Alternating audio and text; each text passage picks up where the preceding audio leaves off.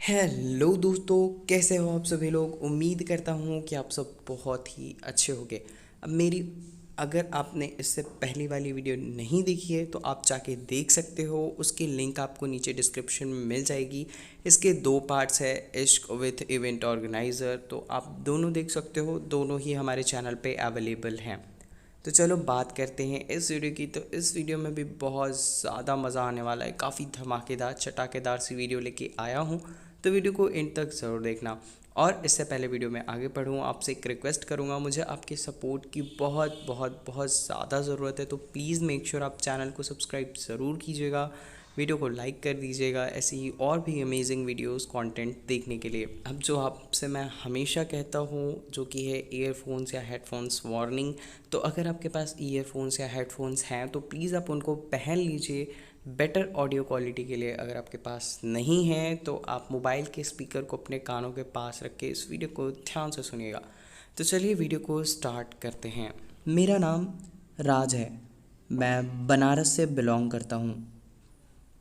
मेरी लाइफ पूरी तरह से सूनी है।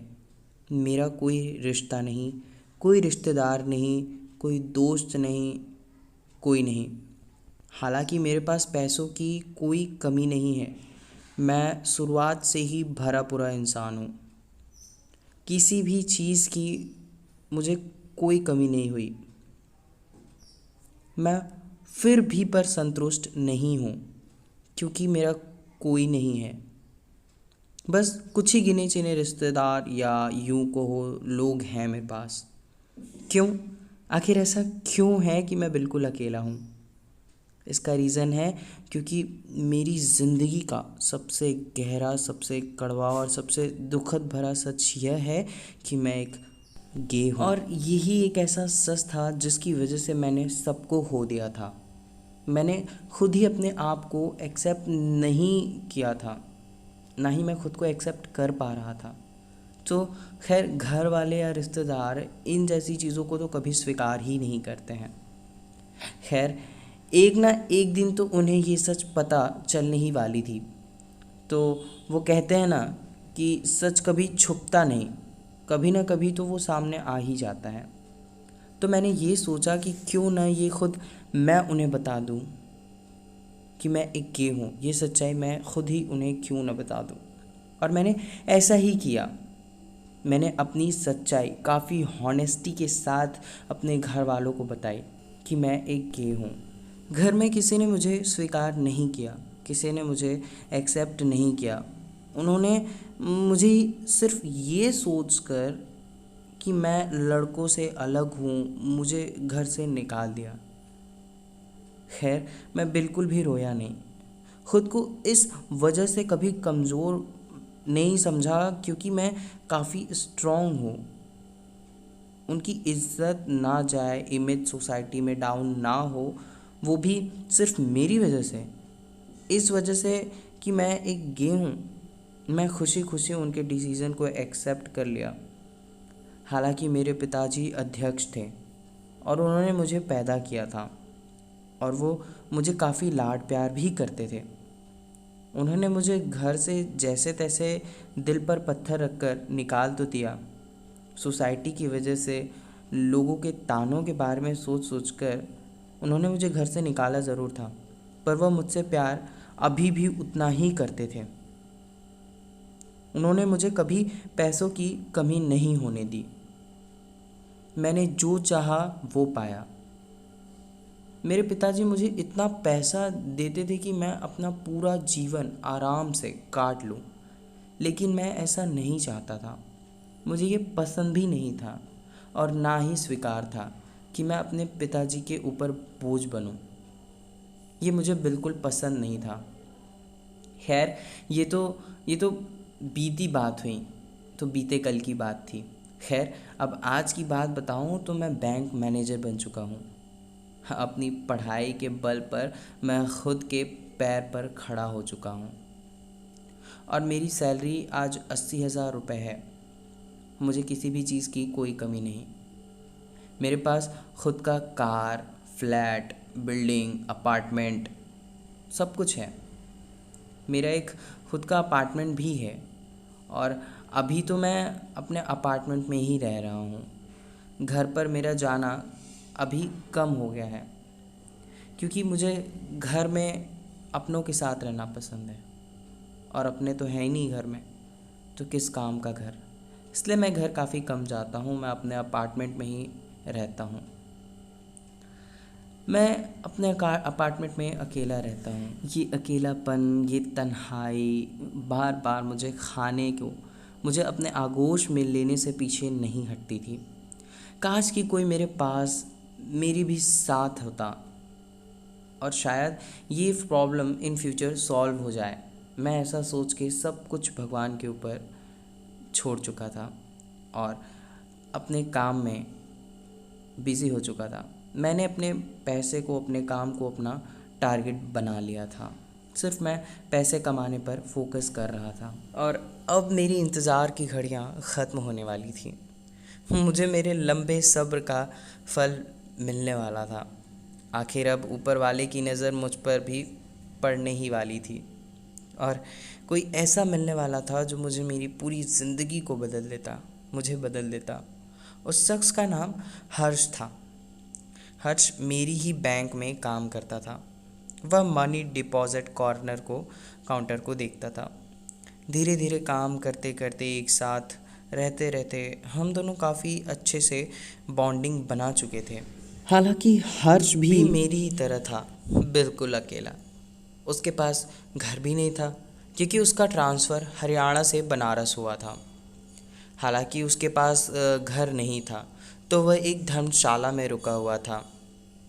अगर सच बताऊं तो मैं हर्ष के साथ जब भी होता, एक अटैचमेंट सा फील करता।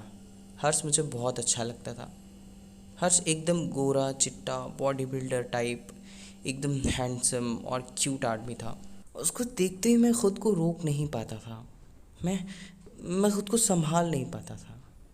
और अब हमारी दोस्ती हो चुकी थी, और मैं चाहता था कि मैं हर्ष के साथ रहूं। इसलिए मैंने हर्ष को अपने अपार्टमेंट में अपने साथ रहना ऑफ़र किया।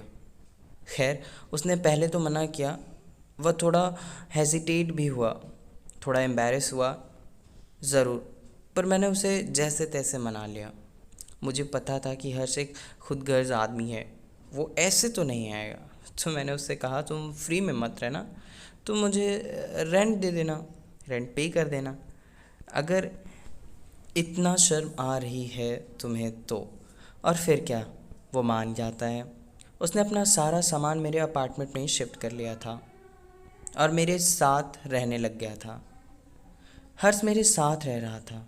इस बात से मैं काफ़ी खुश था कि चलो अब कोई तो है मेरे साथ मेरी लाइफ में। कभी कभी जब हर्ष कपड़े चेंज करता तो मैं उसे तिरछी निगाहों से देख लेता। मैं हर्ष को काफ़ी पसंद करने लगा था, और मुझे ऐसा बहुत बार फील भी हुआ था कि हर्ष भी मुझसे प्यार करता है, वो भी मेरे बारे में फ़ील करता है। हम काफ़ी सारी बातें करते, एक साथ रहते भी थे। वो मेरा रूममेट भी था और किराएदार भी। मैंने खुद को बहुत रोक रखा था। मैं अब पर खुद पर नियंत्रण नहीं रख पा रहा था। मुझे विश्वास नहीं हो रहा था कि मैं किसी से इस कदर टूट कर प्यार करने लगूंगा। मैं इतना बेताब हो जाऊंगा, मुझे तो इसका अंदाज़ा भी नहीं था। पर अब मुझसे रहा नहीं जा रहा था। मैंने अपनी दिल की बात हर्ष को बताना चाहा कि मैं उससे कितना प्यार करता हूँ। मैं उसको लेकर मन ही मन कितना कुछ फील कर रहा था। खैर, प्यार की डेफिनेशन ही यही है।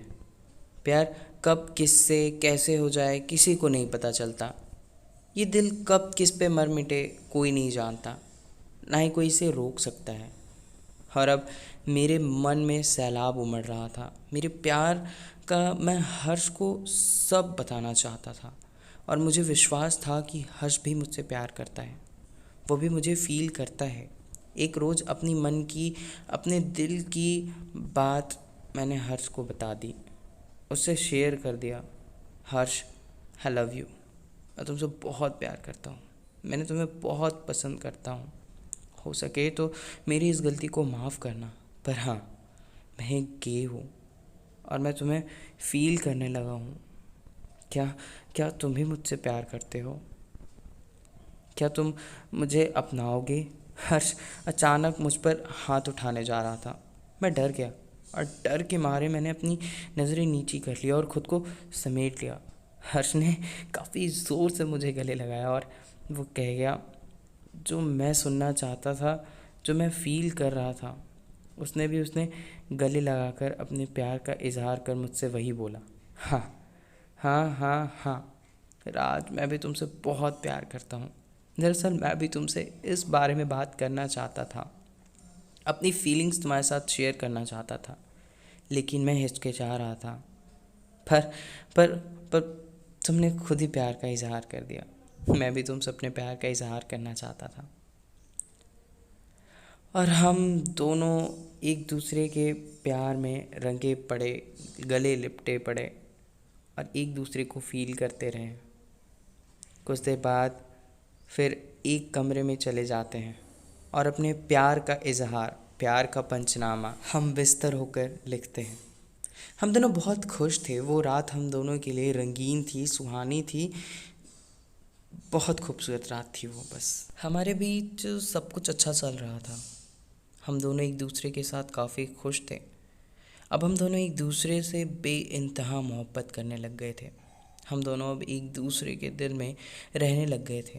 अपनी जॉब के साथ साथ, लाइफ के साथ साथ हम दोनों एक दूसरे को भी टाइम दिया करते थे। काफ़ी सालों तक तो सब कुछ ठीक चला, सब अच्छा था। हम भी एक दूसरे के साथ काफ़ी खुश थे, मगर हर्ष की फैमिली को हमारे बारे में पता चल गया। उन्हें पता चल गया कि हम सिर्फ रूममेट नहीं बल्कि हम उससे भी ज़्यादा कुछ ही हैं। दरअसल हुआ यूँ, हर्ष का भाई कुछ दिनों पहले बनारस घूमने के लिए और अपने भाई से मिलने के लिए आया हुआ था।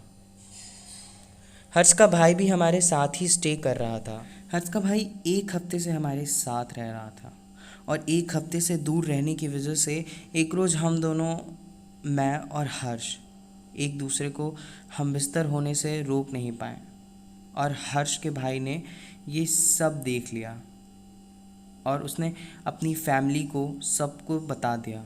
हर्ष की माँ को जब इस बात का पता चला तो बदनामी के नाम से उन्होंने हर्ष की शादी करवा दी और उसका जॉब भी छुड़वा दिया। मैंने हर्ष को बहुत समझाया, ये सोसाइटी हमेशा ऐसा ही करता है हर्ष। वो जवाब दे अपनी माँ को कि उसे लड़की नहीं, उसे मेरे साथ रहना, उसे लड़की से शादी नहीं करनी, वो मेरा साथ चाहता है, मेरे साथ रहना चाहता है।